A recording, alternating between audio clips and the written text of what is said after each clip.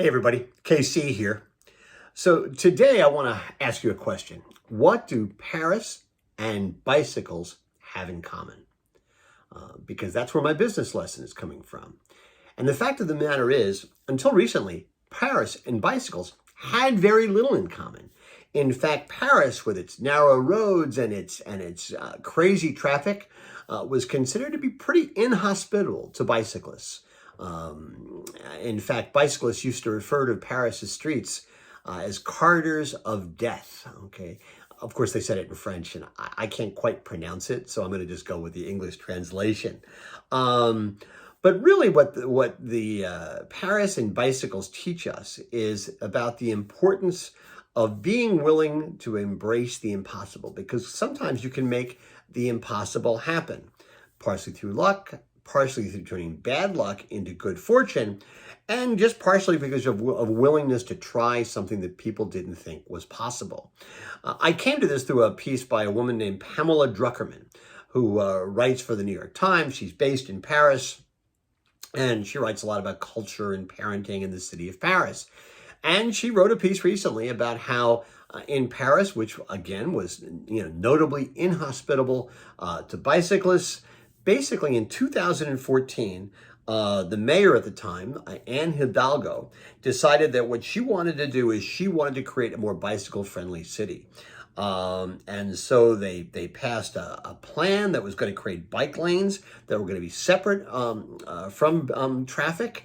And listen, there were a lot of people who said, oh, this is going to be crazy. It's going to be like the Tour de France every day. Car drivers were just not really happy about it. And basically her reaction was, in the words of somebody who was observing at the time, said, listen, it's easy to draw up a plan to put bicycles everywhere, but it doesn't happen unless the political power says, yes, okay, but we're going to do it anyway. And it's fascinating, because what they started to do is they started to put these bicycle lanes in the city of Paris. And it started to work. And then a couple of different things happened. One, there was a transit strike. So suddenly people started to use their bicycles more. The other thing that would happen was the pandemic. And suddenly the streets of Paris were fairly empty. And people said, ooh, something, we've given a lot of space over to cars. We should actually maybe try to, take more of it back for bicycles. And people started to bicycle more.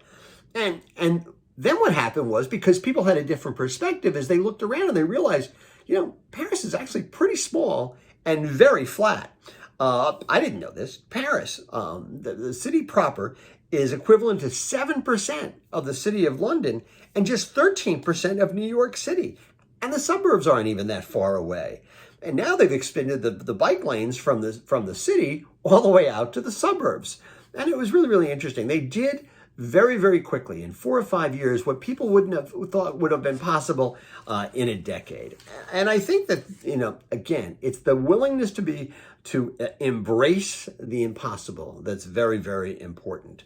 I do think that, and now people love it. Now people love it. And that is a great metaphor, right? First of all, you got to have the willingness to do it. You got to be willing to do stuff that people say that you're really just not going to get done. Try it because you think it's important. And then, again, a little bit of luck and combined with hard work. And suddenly you make magic, and now people love it. And they're hoping that it's going to be, it's going to be kind of a snowball effect, that there's going to be bicycle lanes everywhere in Paris. And in fact, the mayor has said she wants to make Paris 100% bikeable before it hosts the Olympics in 2024, which isn't that far away. Again, it's a great lesson. Sometimes we're held back because we think, oh, that's not possible. That's not doable. Oh, we're going to meet too much resistance. If you think it's the right thing to do, and you think it's going to make your business or your city a better place, sometimes you just got to go ahead and do it. Anyway, that's what's on my mind this morning. And as always, I want to hear what's on your mind.